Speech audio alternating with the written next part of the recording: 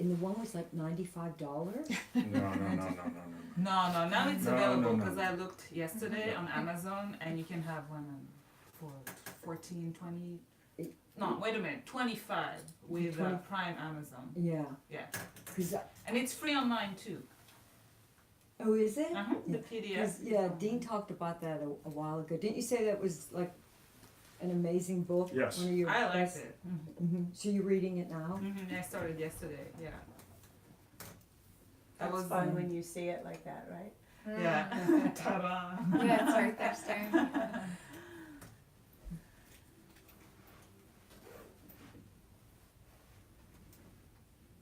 Could you do me a favor, sit in that chair for a second?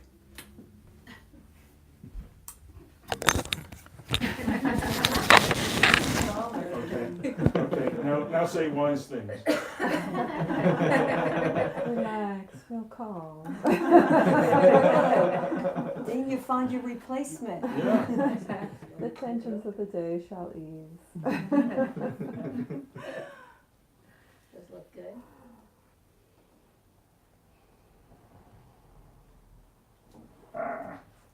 Okay, we'll get it. We'll get it.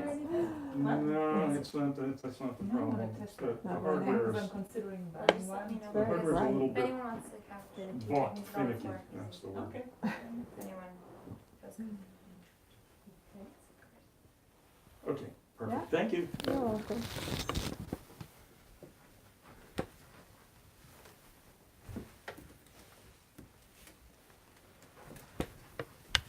Okay. Say hi to Debbie and Patricia. Okay, hi YouTubers, hi to Debbie and Patricia in the Virgin Islands. And Mr. and Mrs. America and all the boats at sea. All the ships at sea. Who was that? Walter Winchell. I'm old. That's right. Okay, good. So welcome, people in the room and people out in space or wherever you are. This is natural meditation. Step one is be comfortable. There are a couple of ladies on the floor here who were just talking about consulting about how to sit and put your knees and all that. And the correct answer is however you're most comfortable. And if you start off comfortable and after a little while you become uncomfortable, change something, do something so that you become comfortable again. Okay, if your nose itches, scratch it. Okay, this is called natural. Natural, no suffering allowed. The idea is to remove suffering, not to add suffering.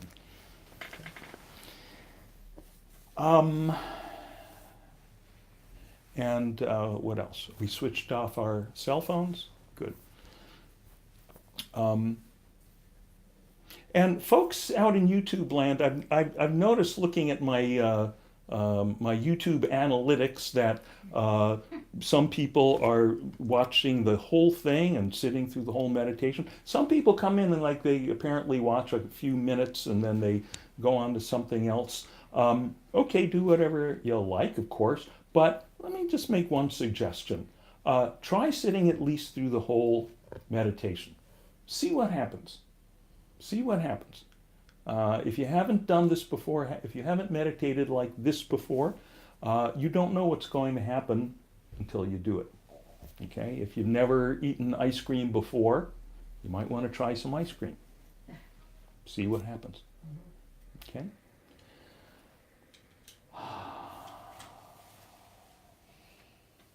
Okay, and the new faces here, tell me your name again, please. Kathy? Kathy and Sorry. Sarah and Ashley, and Joe. Okay, great, good.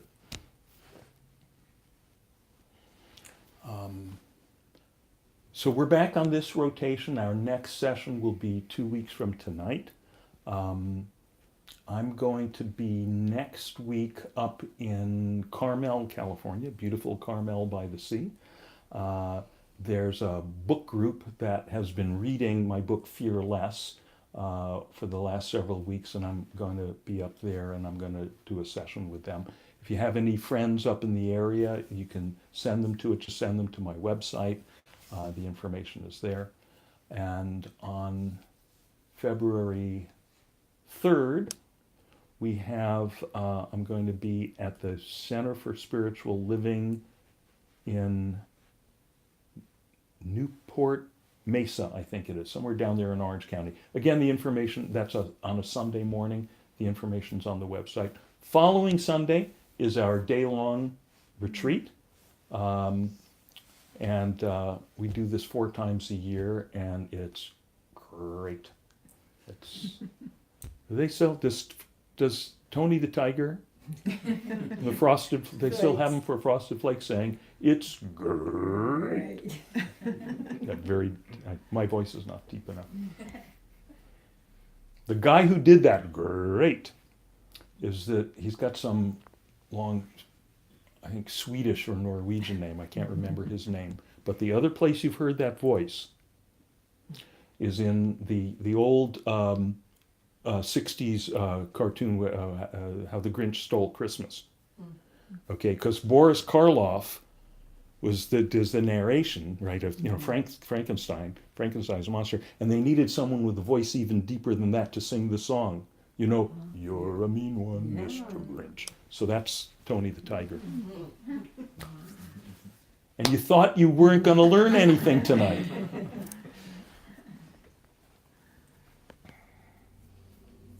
If it's fascinating and useless, there's an excellent chance I know it. If it's boring or serves any purpose whatsoever, I'm not your guy.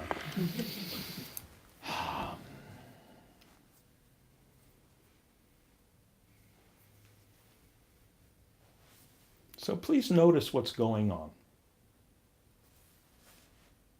What's going on in your experience? You're seeing certain shapes and colors, hearing certain sounds, if nothing else, this voice. When the voice stops, maybe you hear strange, vague, subtle sounds coming from the fridge, or sounds from the street, or sounds of people breathing or moving in their seats.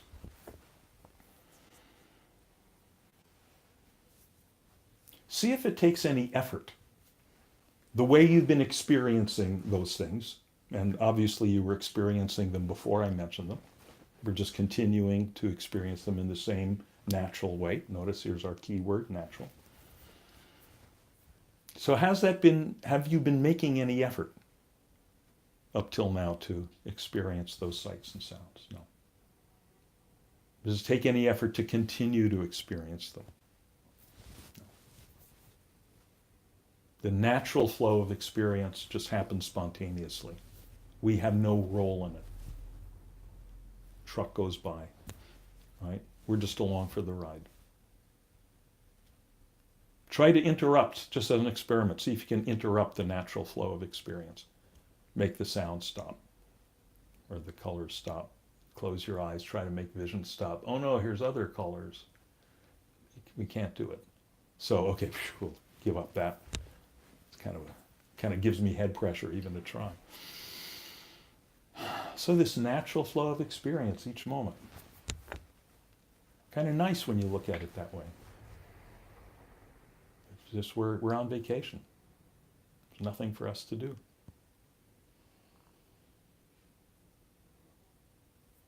What else is there in this natural flow of experience besides the sensory input?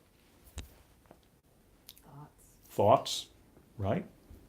Does it take any effort to have thoughts, or are they just part of that natural flow? Right. Clearly they're part of that natural flow. If we try to stop the thoughts, if we try to interrupt them or manipulate them, that will be as much of a strain as trying to change the sounds coming from the street. So we don't do that because we're being natural here.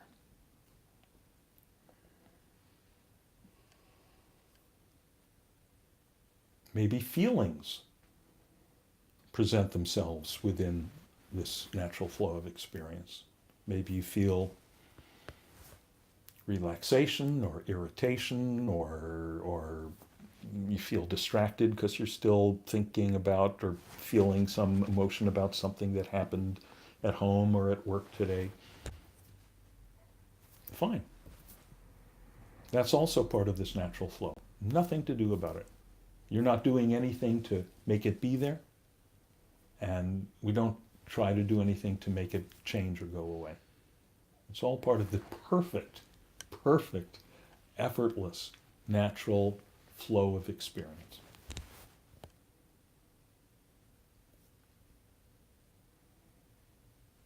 So notice we're not doing anything so far.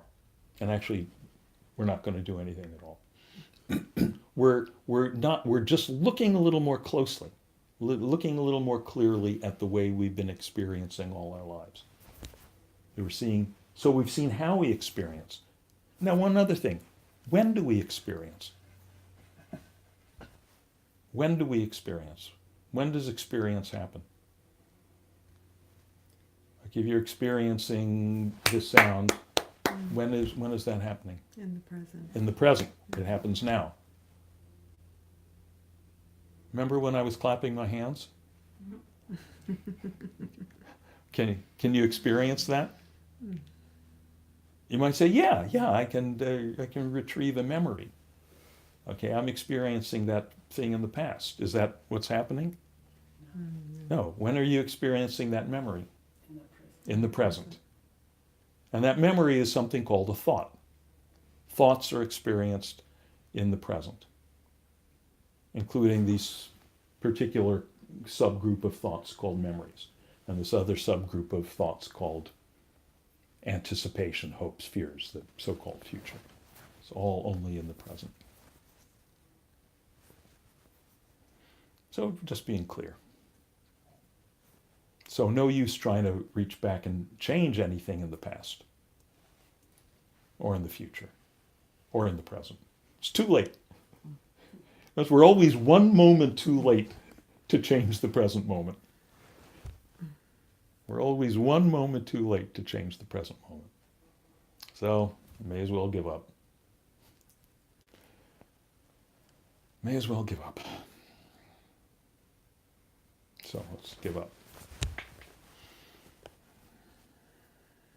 While we're giving up, maybe we'll close our eyes. It really doesn't matter. It's really not crucial that we close our eyes, but maybe we'll close our eyes.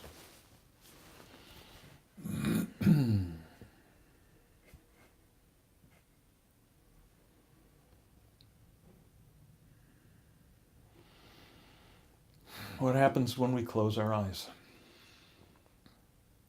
Not much different. The outer colors and shapes have gone away. The inner colors and shapes are here. The natural flow of experience in the present moment continues. Sounds, feelings, thoughts, sensations. We didn't mention sensations, but they're always there.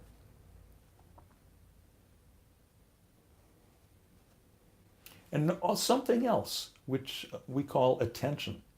Of all the experiences that are presenting themselves, sometimes we have more attention on a thought, or on a sound, or on a feeling, something else. So we're not like a 360-degree vigilant security camera that's trying to record everything all at once. I got to be mindful. I missed. My last 10 seconds, I forgot to pay attention to the sounds. Nothing like that. Sounds come and go, thoughts come and go, attention comes and goes. We're just completely lazy, completely giving up, completely just along for the ride. Since it's always right now, since we're always one moment too late to change the present moment, we may as well just completely, utterly give up.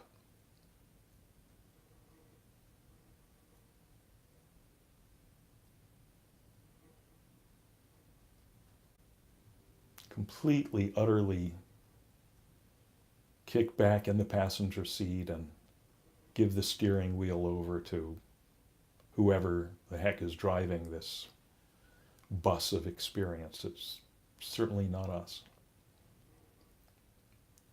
Kick back and enjoy the ride.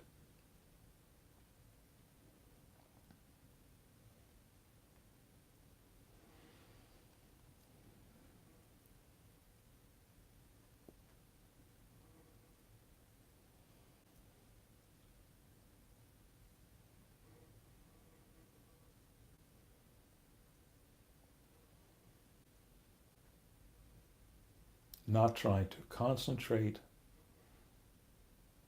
not trying to meditate, whatever the hell that means.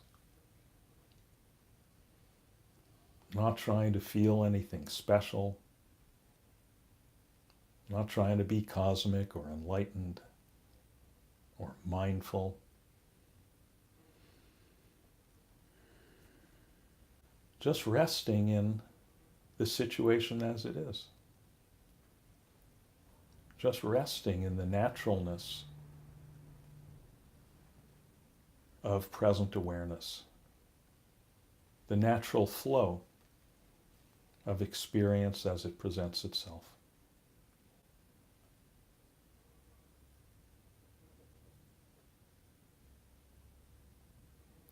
Bubbling up fresh in each new moment, like the water in the fountain outside my window.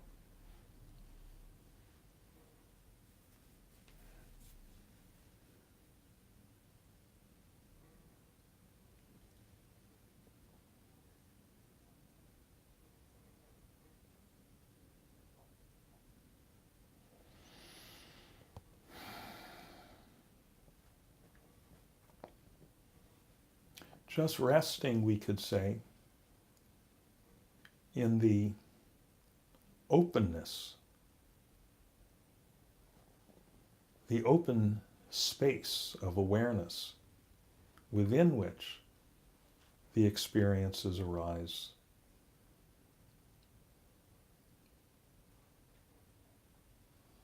The open space of awareness, like the space in the room. All the objects, the people come and go within the room. It all happens within the space.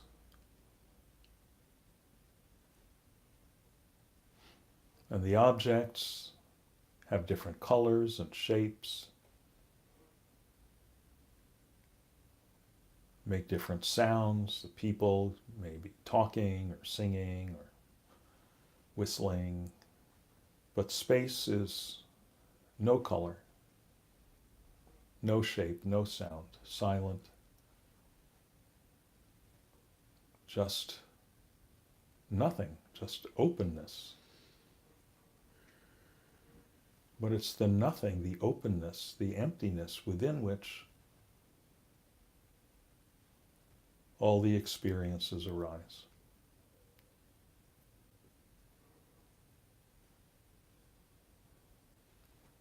So this awareness, which is empty, open, even when it's full of stuff, rest in that space, rest as that space, the sort of the host within which all the experiences come and go.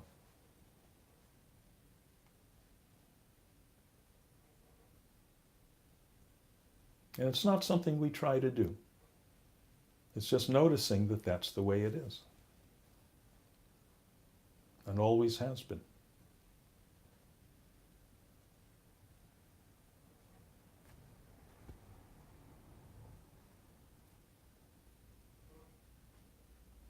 All experiences have always happened here in this awareness. Where else could they happen?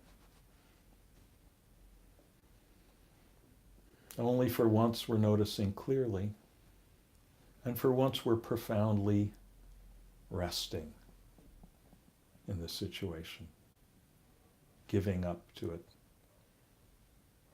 kicking back and relaxing into it.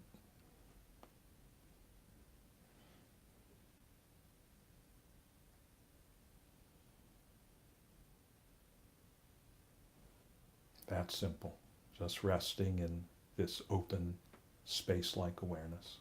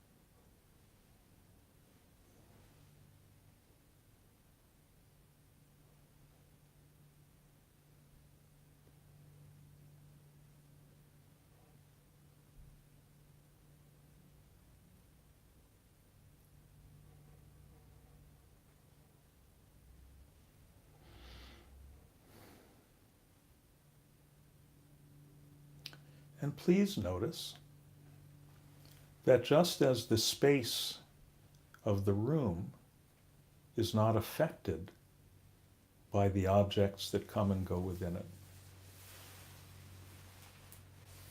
just as the space in the room doesn't have any preferences, that, the space doesn't brighten up when you put flowers in it, and the space doesn't get sad when you put mud pies in it. Please notice that just like that, this space-like awareness is not affected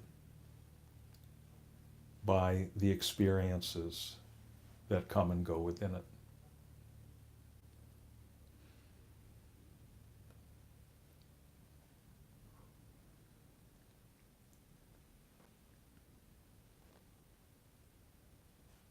So the most profound or wonderful thought cannot improve this space-like awareness. The most negative thought or emotion can't harm it.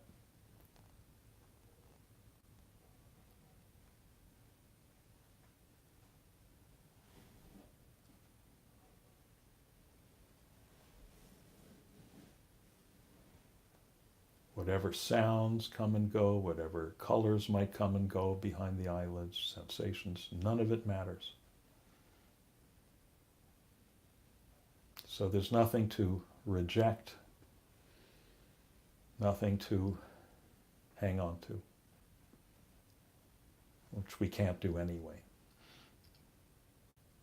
since it all flows by itself.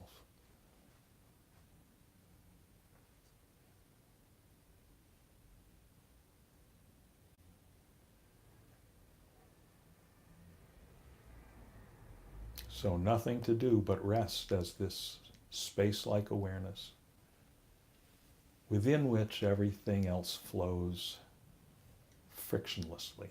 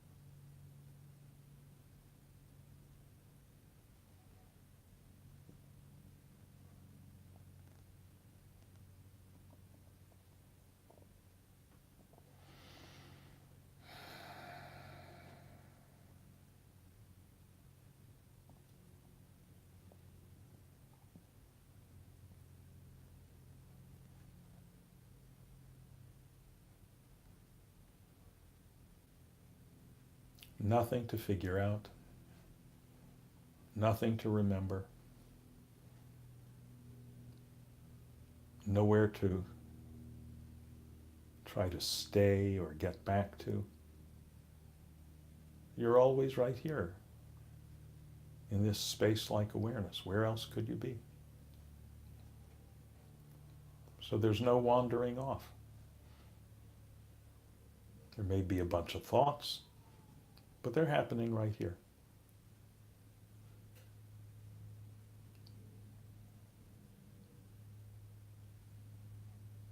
And space doesn't mind if it has a lot of things, like thoughts or few or none. It's all the same.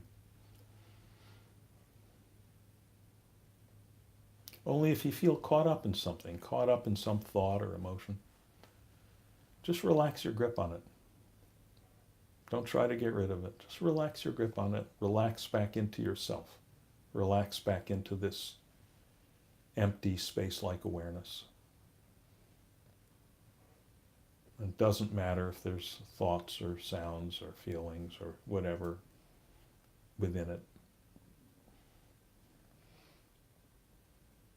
Space is always space. Space is always empty. Always spacious.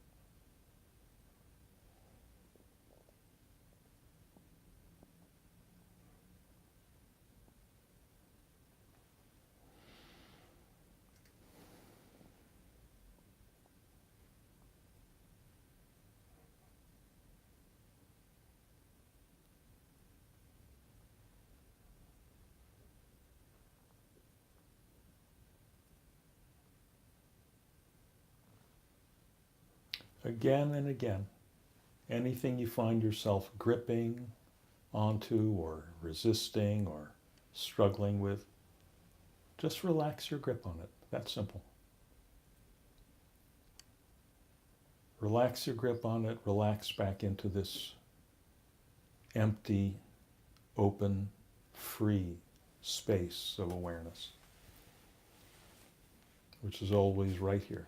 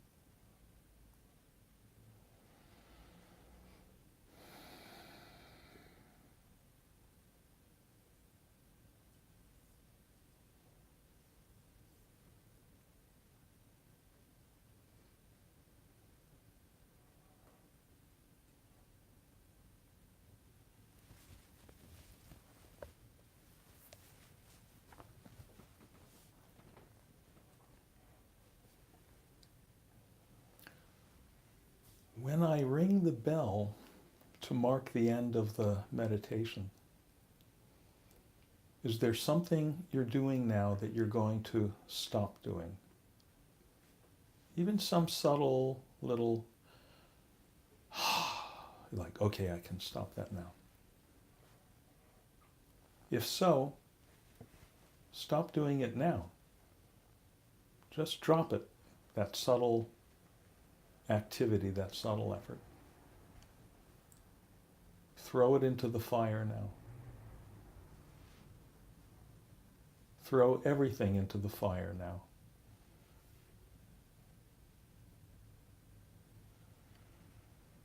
And just, here we are. Just be in the space that remains, whatever it is.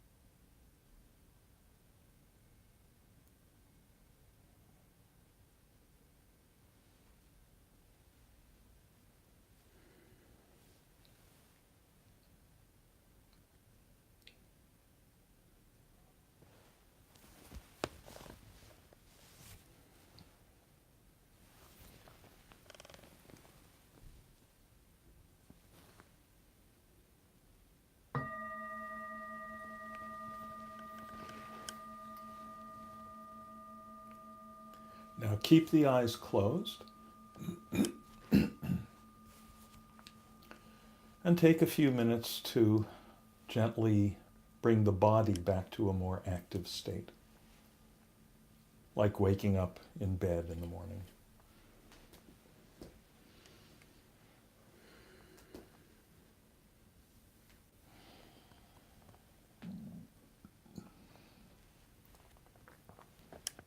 You may want to change your position, shift around, stretch a little.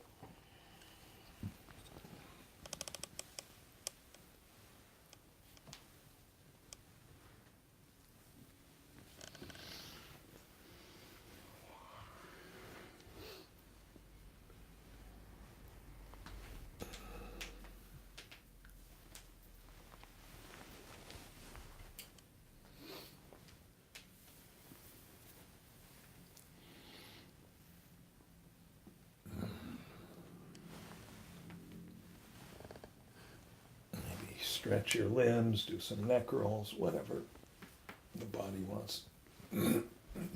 And after a minute or two or three like that, when you feel ready, you can slowly open the eyes. Take your time.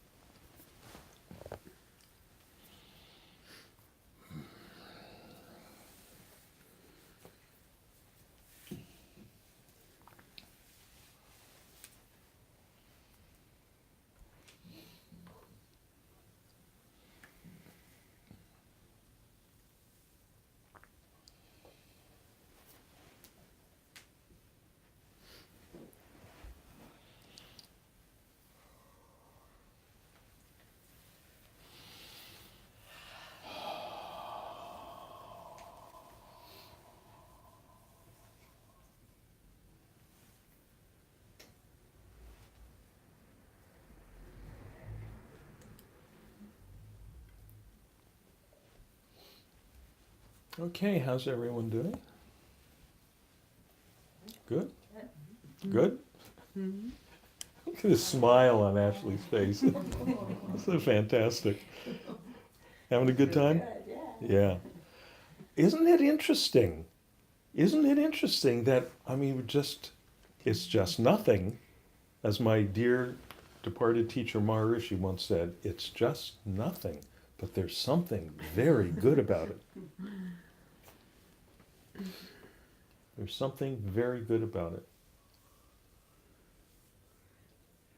And the more familiar we become with it, this silence, this awareness, this space-like openness that has been the space, the theater, so to speak, the room within which all our experience has been happening in every moment of our life. It's been there, the background, the whole time. Somehow, incredibly gone unnoticed. And all we're doing is settling into that which has always been there. And the more we do that, the more we become familiar with it. The clearer it becomes. Not only is there something very good about it, it's all the goodness there is. It's the goodness, it's the yumminess, the preciousness that we've been looking for in everything else, in looking for the right thing in all the wrong places. Maharishi once said it was like that we're like a thirsty person at dawn running around trying to sip all the little dewdrops off the blades of grass before the sun comes up and makes them evaporate. And then one day we turn around and realize all along, right behind us, there's been this immense reservoir. More properly, it's within us. More properly, it's everywhere. We're within it. I mean, these spatial references are just metaphors. They're inexact. But somehow, wherever you go, there you are, there it is. This simple presence, this beingness, this awareness.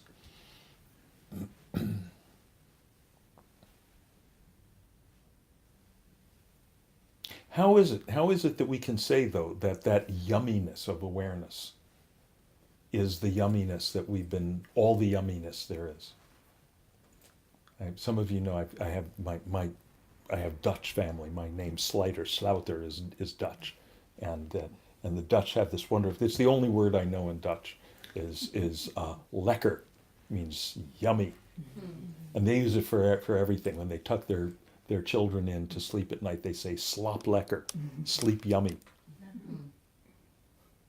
Okay, so for instance, we might say, well, but wait, water is yummy, or let's say this is, champagne or milkshake. I had an espresso milkshake over here at Groundwork the other day. It was great. So let's say this is an espresso milkshake. I go, yeah, espresso milkshake, that's yummy. But if we take the molecules of espresso milkshake, we tear them apart, we put them under the electron microscope, we look for the ingredients, what are we going to find? We'll find, carbon and hydrogen, oxygen, I don't know. I'm making stuff up here. But I can tell you, we will not find a yumminess molecule, a yumminess atom. So that means there's only one other place it can be. If it's not there, it's got to be here. So that leads us to look more closely at the situation. Ooh, espresso milkshake. I really want that espresso milkshake. I'm seeking it. I'm desiring it. And then the moment I get it, what's happening at that moment of, I've fulfilled the desire. I'm no longer seeking the milkshake, and I settle back into myself, aka awareness. I settle back into this awareness. Because who or what is aware? What's the awareness? There's all these experiences, and there's the experiencer, which is us, which is awareness. So I settle back into myself. I mean, it can be anything, you know. I really could use a massage. I'm so, knotted up, and you go and you get the massage. You say, oh, that massage is so great. But what happens when you get the massage? Your knots relax, and you settle back into yourself. It's the same yumminess. So all these things that we identify as being the sources of happiness, the sources of lekker, are simply mechanisms to trigger our letting go back into ourselves, which is the true source. So in that sense, what the so-called meditation is, I say so-called because meditation sounds like something you do. As we see, there's no doing involved.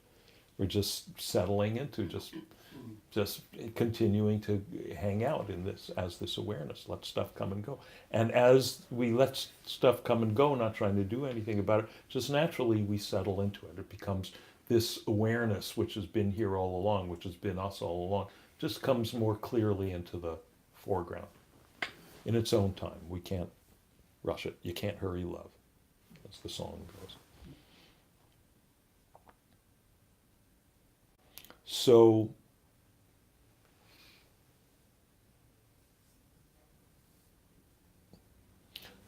in this context, what this so-called meditation is simply eliminating the triggering mechanism. Without the espresso milkshake, without the massage, without the movie or the book or whatever it is. Not that there's anything wrong with that stuff. It's great. Although I'm going to go get another one of those sometime in the next couple of days, I hope. That's fine. But it's optional. Our happiness doesn't depend upon it. And that makes all the difference. Robert Frost. Oh yeah, right. It's the road, it is the road less traveled, isn't it? It's the road less traveled. That's why you bother to come here on Tuesday night. For one thing, there is something nice about sitting in the group, isn't it? There is some kind of like a group buzz. There is some kind of it kind of does tend to feel like, okay, submarine going down now, with all of our weight helping to pull it down. There's something, and there's been some studies indicating that when people meditate, your brain waves from the different parts of your brain tend to line up. And there's been some studies showing that when people meditate in a group, the brain waves of the various people in the group kind of line up together. So there is some bigger harmony, some bigger peace.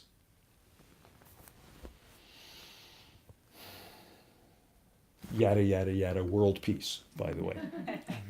Just by the way. Right, so we're working on that project. This project is not just, okay, I'll do some meditation, feel more relaxed, less stressed. We're working on world peace here.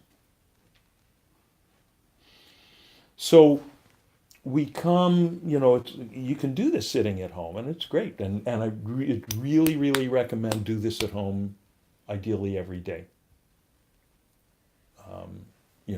Ideally at the same time every day, only so that you always get around to it. It becomes part of your routine, just like taking a shower or brushing your teeth.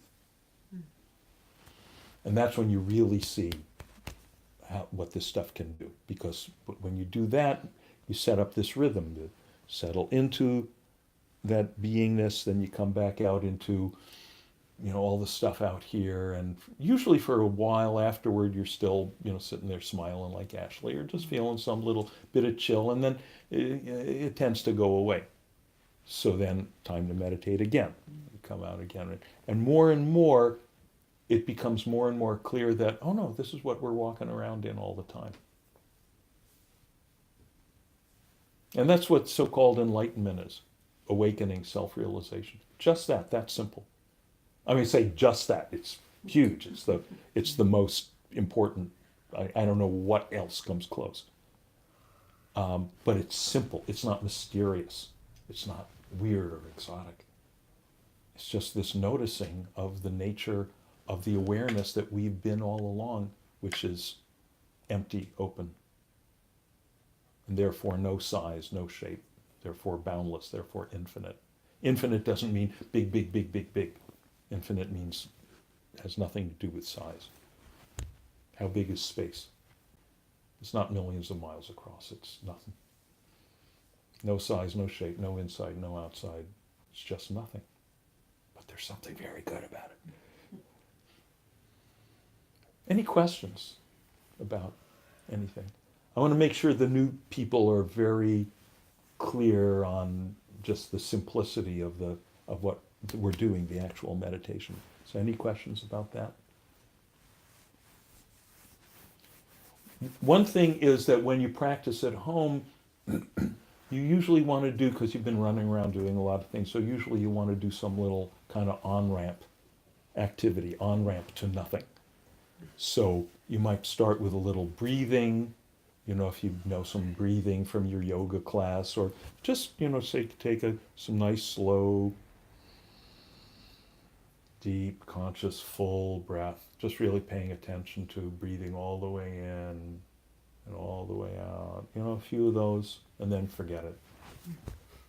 So that's a simple thing. Or just let your gaze rest on an object or a spot on the floor. Or we have the beach here. You can sit on the beach, just gaze at the ocean for a little while. And, oh yeah, fine, and then forget about it. Close your eyes, and take your time coming out at the end, because the body can be very subtle, more subtle than we realize. So you always want to ease out.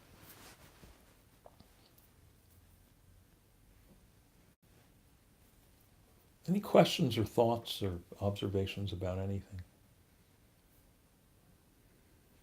I'm Yeah. just noticing that for me it's 70% thought Mm-hmm. and the rest is awareness. Mhm. I was just wondering if over time you noticed for you that you had more awareness than thoughts. Okay, so YouTube friends, in case you didn't get that, she was saying that she felt that there was 70% thoughts and 30% awareness. And does that change over time? Do you have fewer thoughts Right. and more awareness? And if I'm honest, I would actually say 90% thoughts. Yeah.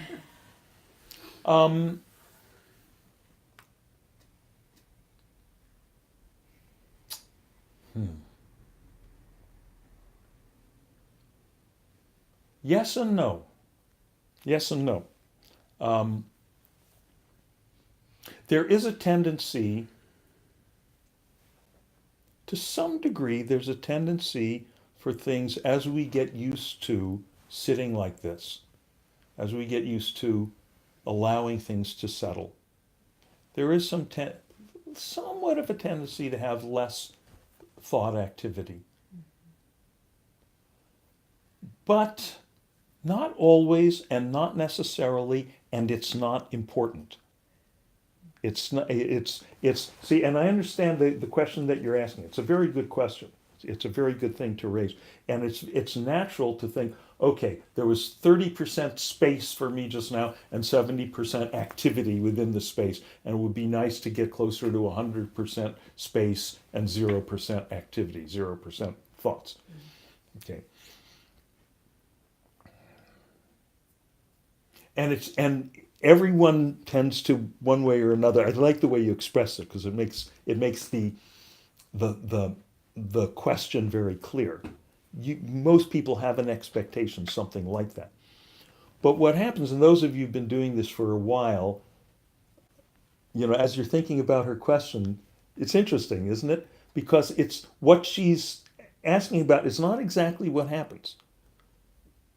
What happens is, more and more, it doesn't matter whether the thoughts are there or not. It doesn't matter, because what happens is, yeah, it does become 100% space. Whether there's thoughts or not. Okay, because the space, the awareness, for it to be there does not depend upon the absence of thoughts. That's just like the sky, okay? This is a really good thing this is key. This is key. It's like, think of this like the sky, okay? Before we encounter this stuff, it's like, okay, there's clouds and there's, there's stars and sun and moon, all this activity, all this stuff going on. Clouds, birds, seagulls. And then one day we get a little break in the clouds. And maybe all the clouds roll back and we go, oh, it's so wonderful. Here's this vast openness, this sky, this space. Oh, I'm so glad that the clouds rolled back. And then they close again. Okay, so that's like meditation. That's like what you experience. Maybe, the clouds rolled back 30%. I had 70% clouds and 30% sky. Naturally, the sky, the openness of the sky, it's just nothing, but there's something very good about it. So we want to have 100% sky. But then the clouds roll back again. Okay, I'll sit down tomorrow. I'll sit down and meditate again. Okay, and maybe this time we say, oh, geez, this time I only got 20% sky, 80% clouds. What am I doing wrong? What did I do right last night at Dean's house that I'm doing wrong now? It's very natural. People have that thought, but that's not what's going on. What's going on is that the experience is always changing. We're in the passenger seat. We're not driving. The moment you start to try to grab the steering wheel, you just lose the naturalness of it and you tie yourself up in knots. So just know it's going to vary. Sometimes it'll seem like, oh, now it's today. Whoa, it's only 5% clouds, 95% sky. That's a good meditation. It's natural we think of it that way. And that's fine. But the more profound thing that happens is that more and more experience, okay, sometimes more clouds, sometimes less clouds, sometimes rainbows, sometimes a murder of crows, right? And what the deeper, more profound insight that dawns for us over time is that the sky is always sky. The sky is always there. The sky is always vast and open, whether there are clouds or not. And we're tuned into that. We're experiencing the sky even when the clouds are there. So it doesn't matter if thoughts are there. And that's a good thing, because if we could only experience the boundlessness, the lekker, the delicious openness of awareness when we're not having thoughts, then that means we could only experience it in meditation. And then the moment we open our eyes, there's thoughts, there's activity, there's conversation, it's all gone. Why would we come out? If this is the ultimate deliciousness, we should go sit in a cave and never come out and never open our eyes. Some people do that. Actually, my teacher Maharishi used to say that, when people say, gee, India is supposed to be the land of enlightenment, why is there so much poverty there and so much backwardness? And he would say, because of just this, the misunderstanding that to experience the bliss of the infinite, you have to keep sitting with your eyes closed. I said, naturally, all the most intelligent people wanted to go for that, so they all went into caves. They left the dopes to run the country. Interesting, isn't it? So the good news is that we get more and more tuned into, sky is always sky, whether there's thoughts there or not. And it seems at first like, wait, that's a paradox. How can you have both at once? And that's why it takes some time of alternating between meditation and activity. It's like the classical metaphor for this, and most of you have heard this. It's like the old-fashioned method of dyeing cloth in India. So you take the white cloth and you dip it into the vat of red dye, and it comes out nice bright red, and you stretch it out on the rock in the sun, and the sun bleaches out some of the color, but the rest of it remains color fast. And then you dip it again, fade it again. Now a little more of the color remains. You can do that a few more times. Now it's permanent bright red. So every time we meditate, it's like dipping our attention into the bright, vivid experience of pure, boundless awareness. Then we come back into activity and it fades, but a little bit of it remains. That's it. You're all irreversible now. None of your cloths are ever going to be white again, even if you only do this once. Maybe very faint red, but it's red. It's never going to be white again. Too late to go back. So every time you meditate, it's like dipping again. And the fading is just as important as the dipping.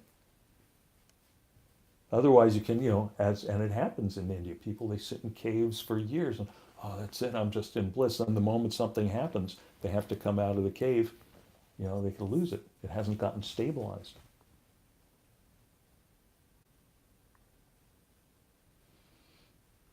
And it's cool to more and more find out that, you can have the background and the foreground together. You can have the silence and the sound together. That's the completeness. That's what Maharishi used to call 200% of life. The 100% absolute, 100% relative. Have them both together. That's the good stuff. Is that making sense to you? Yeah, good. Good. What else? Mm-hmm. I had like a physical experience. I went very deep, and then suddenly I felt a vibration here. I felt like there was a heat lamp on my ear. Was this in the session tonight? In the session tonight, Uh-huh. yeah. I actually turned around to look and see if there was something there. It was so intense. Yeah. And then it shifted into my neck and a vibration in my throat. Uh-huh. Like very strong. Uh-huh. I hadn't ever experienced anything like that Yeah. while doing meditation. Yeah. Yeah, this stuff happens. This is what we doctors call one of those things. No, actually, there's a very, very, very specific explanation. Did anyone else experience anything like that tonight or in your other sessions? Tonight, Yeah? I couldn't slow down. I couldn't stop thinking, and it's like it was just thoughts, and it's like it's the opposite of yummy. The opposite of yummy. So she was just having all thoughts churning and yeah, It's like, right. Blah blah blah blah blah blah blah. And then sometimes or I would say, subjectively, it did feel good, and I've had magnificent meditations Yeah. right here. yeah. You know. Fortunately, Liliana, you're a veteran with this stuff. And so you don't get yeah, right. I've been meditating all these years, and now I sit down and I just have this meditation. It's just churning and ants in the pants. It's there's a technical term for that in Tibetan, spilkus in tuchus. It means ants in the pants. Right. Yeah, me too. And I've been doing this stuff for decades. Yeah. Yeah, congratulations. As they say in Tibetan, mazel tov. What's going on with all your churning of thoughts tonight, and what was going on with your feeling of the heat lamp on your ear and the vibration in your chin and all that is release of stress. It's the old stresses, the old traumas that leave their neurological imprint within the body, within the nervous system. Whatever they've been, and it's almost like you could compare it to like little springs that have gotten wound up, tightened up here and there in the nervous system, and we're walking around. Everyone's got those, and all our life we've been walking around accumulating those, and then everything that we experience, the most beautiful sunset, the symphony, the whatever, your child or your grandchild's smile, you're experiencing it, it's great, but it's all getting filtered through the tension of these little springs of stress wound up within us, so to speak. Now, and also, by the way, our neuroses, our hang-ups, why do I keep doing that stupid thing? I know it's stupid. I get the same stupid result every time, and yet I keep going, right? And in a way, that's connected. These are like the physiological blocks that correspond to those psychological blocks. So then when we sit to meditate and the mind settles down, and because mind and body are connected, the body settles down, which is why we always take a few minutes to come out gently at the end. The body settles down, and that creates space. It creates relaxation around those little springs, and they start to unwind spontaneously. And when they start to unwind, that's when we experience heat or cold or churning of the mind or activity of the body. Sometimes people experience, muscle twitches or their back jerks. It can be, some serious stuff.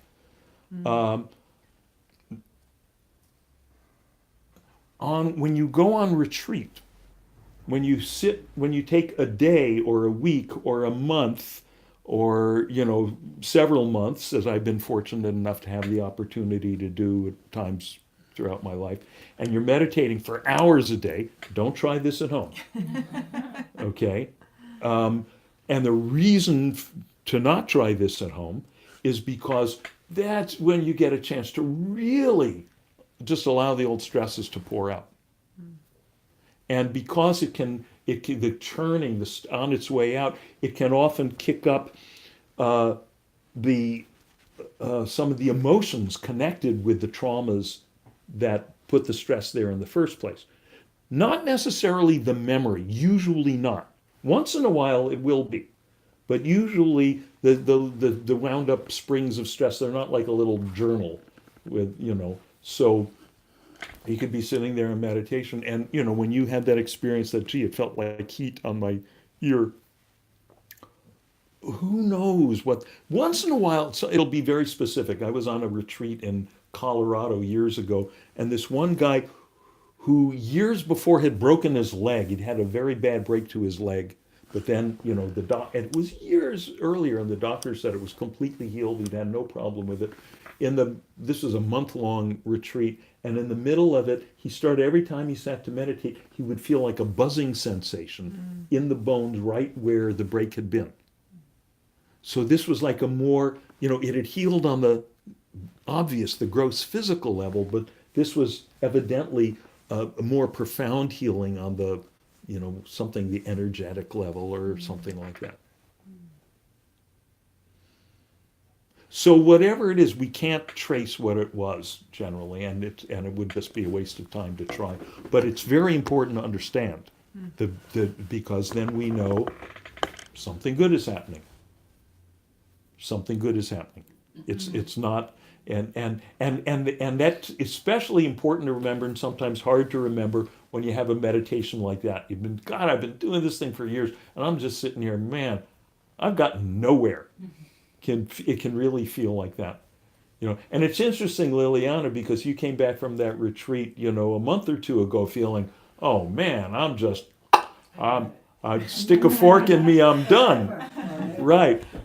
And then, and especially when we've been on a retreat like that and gotten so much clarity, but there can still be some old stuff to unwind, and that can then help loosen it up. So then you get more unwinding.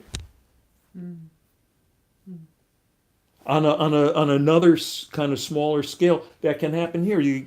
If you come here on a Tuesday night, you get to benefit. Each of us gets to benefit from the nice good vibes, the silence generated by all the other people in the group. So maybe you have some pretty nice kind of feeling of silence, and then you go home, and you're churning and you're twitching like Mr. Coffee, and you think, gee, this isn't working the way it did. No, but it's because it is working. Yeah. It's clearing the way for more silence. See, if the whole point of this was only to experience silence, only to experience that delicious boundlessness of awareness itself, like open space, if the point was only to experience it during meditation, then your question before would be exactly the right question. You know, I mean, it was the right question, but the answer would be different. The answer would be, yeah, the whole point of this is to eventually get all those clouds to go away, and yeah, they're just 100%, right?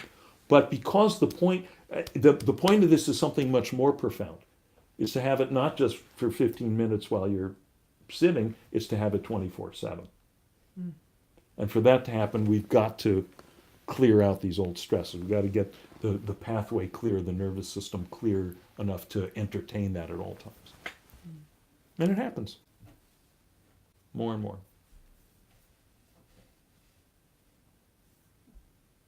Good. What else?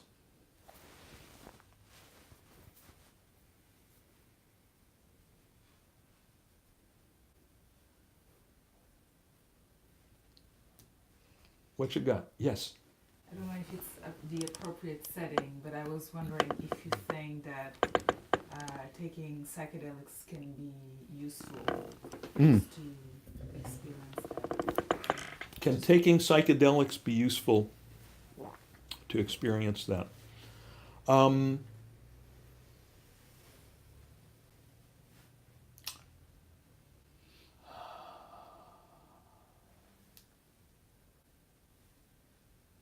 They were useful for me because they got my attention.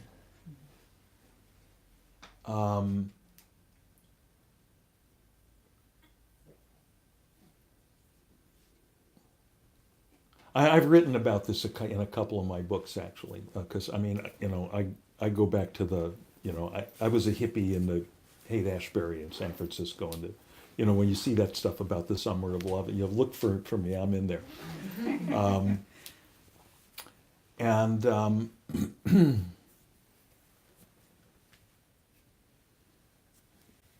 I mean, the first time I took LSD was in my wife always tells me not to give dates because she says it dates you. But okay, it was in 1965, and I was still in high school. And I had started reading these books a little bit, didn't know too much, but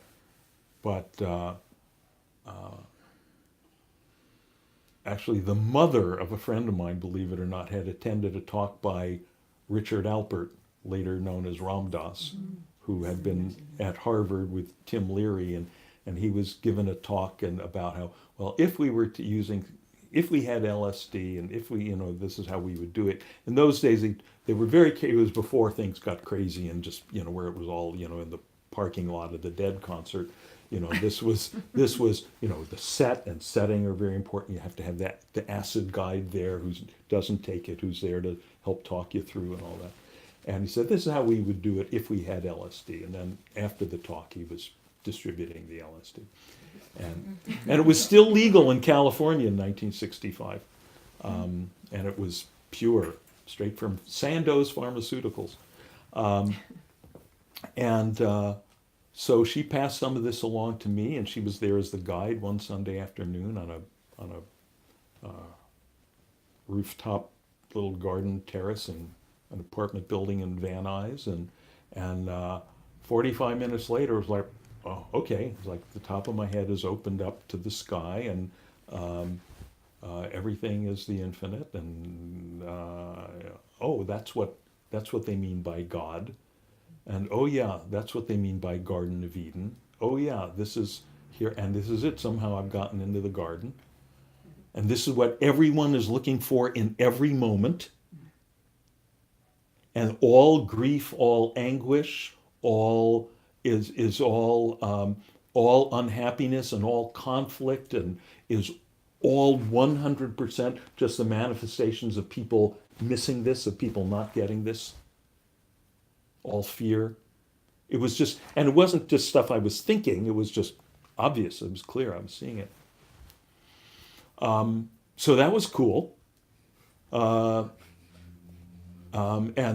I love everyone and everything because we're all this, and all these poor souls, just they are this and they're not seeing it. How can they possibly be missing it? So that was cool until 8 hours later, when then all of a sudden I realized, you know, as the effect was fading, that I was getting thrown out of the Garden of Eden that had been infinitely blissful. Now this was infinitely horrible, and I felt like suicidally depressed. And the next morning, I was driving to school, and I stopped at an intersection, and it was I had the right of way, and this other car cut me off, and I found myself flipping him off, and suddenly I went, oh no. Right? A few hours ago, I was infinitely loving all beings in the universe, and now I'm back in this. It was so awful. And I realized, okay, I've been given this little glimpse. And it wasn't the last time I did it. I, did it, a few more times over the next few years. Slow learner.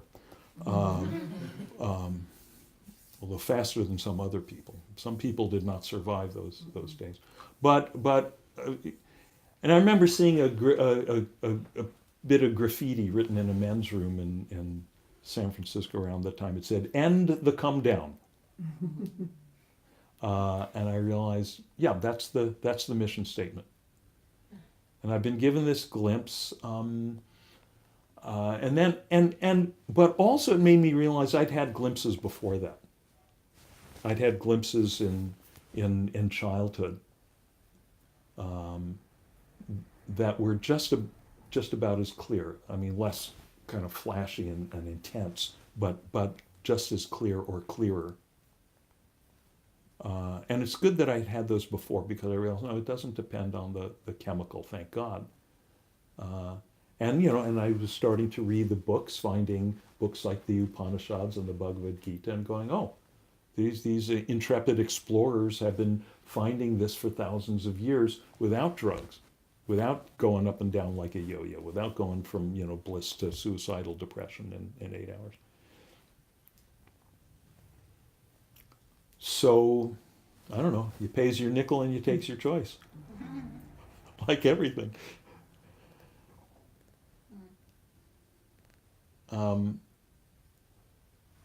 And I know there's kind of another wave of psychedelic, stuff now, and people taking, what do they take now? Ayahuasca and so forth, and people who supposedly decided they're qualified to be the ayahuasca guides, and who may have lesser or greater sense of what the hell they're doing, and lesser or greater ethics with what they're doing. And so personally, I don't find that particularly interesting, because I just,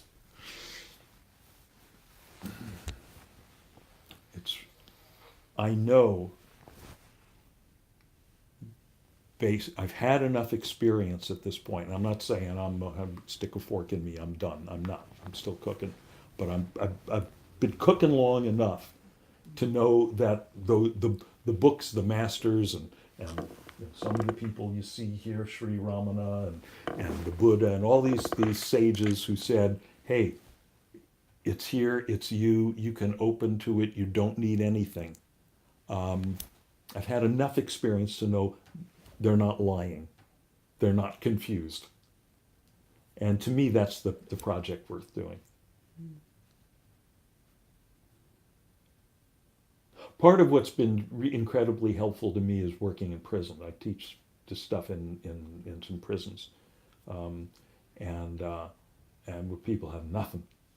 They don't have a nice cushion to sit on. They can't get good meals. They can, I'll have guys who stop showing up to our Thursday night sessions because they were put in segregation, in solitary confinement for 3 months, 6 months. And they come out with a big smile on their face because they made it a meditation retreat.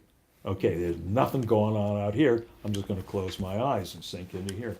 I'll go into the cave. They're really glad that they knew how to do that, because solitary confinement is designed to drive people insane. Mm-hmm. But if okay, this is the cave.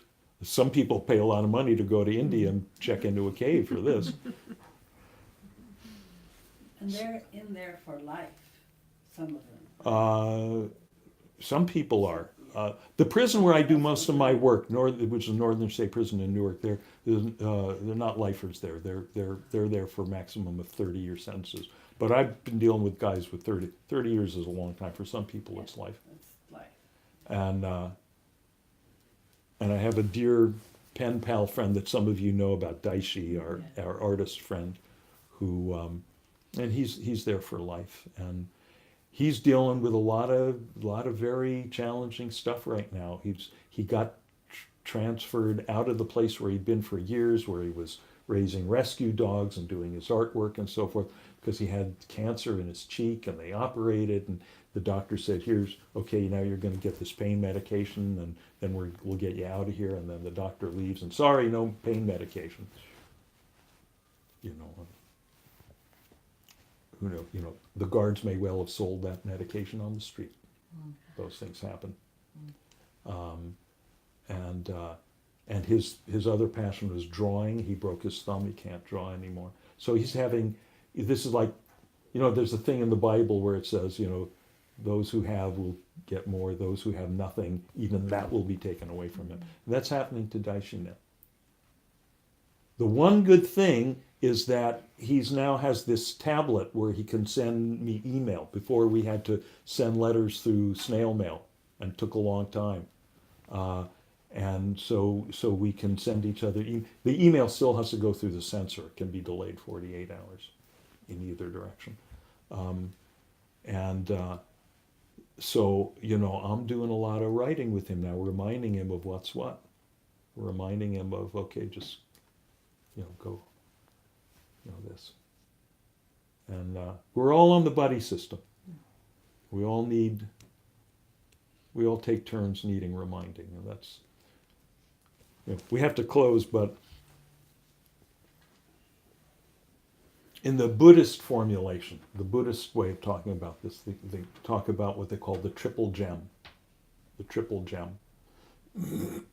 Sometimes you hear people say the 3 gems or the 3 jewels, but that's not right. There's only one gem, one jewel, but has 3 facets.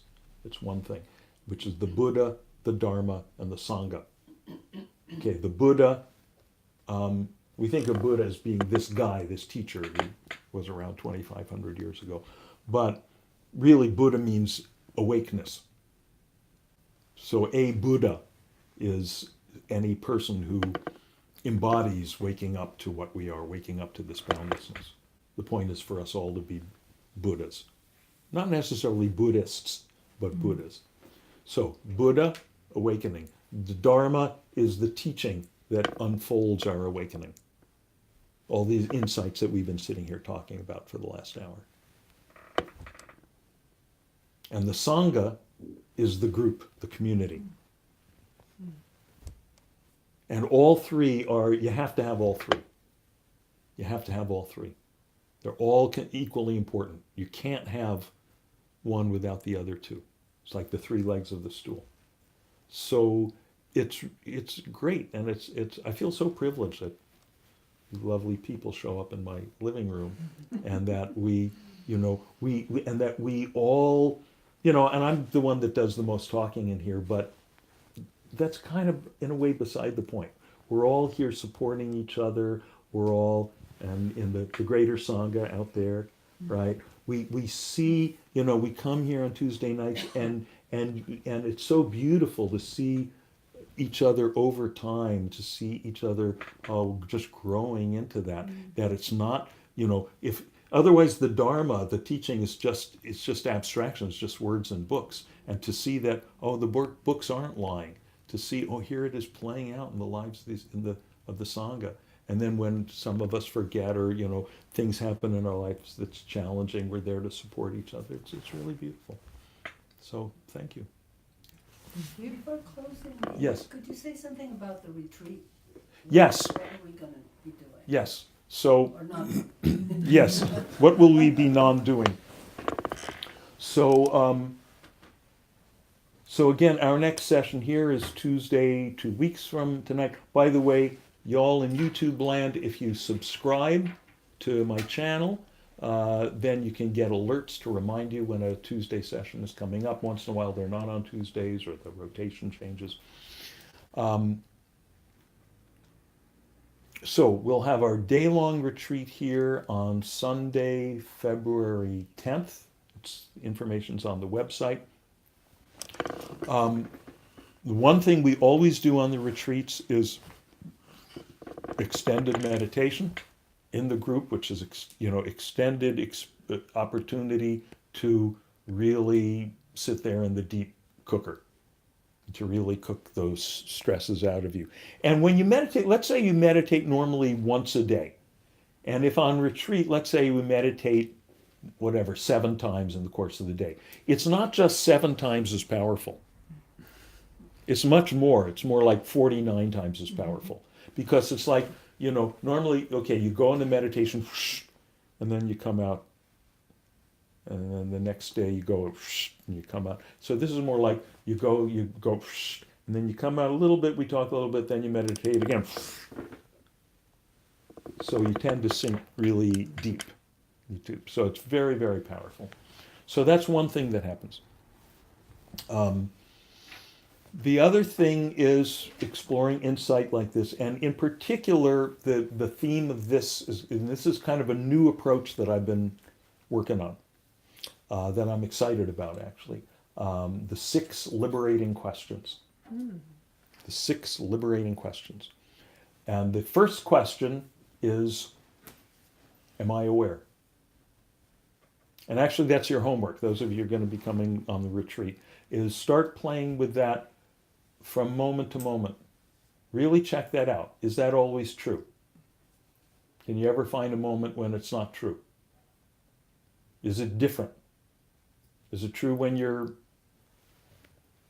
happy? Is it true when you're sad? Is it true when you're healthy? Is it true when you're sick? Is it true when you're drunk? Is it true when, drunk or high or whatever, true when you're sober? Is the answer to that yes, or is it something no, or something more complicated? Okay. Then there's going to be 5 more. And and these are questions that we'll be using to drill, to penetrate deep into this truth, and use them to open up into this truth. So it would be lovely to see you all here. We have a few more spaces, and if you haven't done this, you should do it. And if you have done this, you should do it. So, may all beings swiftly realize their own true nature. How the hell did they miss it? How did we miss it? I am this awareness, I am this space, I am this boundlessness, I am this delicious, lekker nature of existence that I've been looking for in all the wrong places. May all beings realize this as swiftly as possible, thus attaining to the true happiness. And thus may all anguish, all conflict spontaneously fall away and peace prevail throughout the universe. And the Sanskrit for that wish. Loka samasta sukhino bhavantu. Loka samasta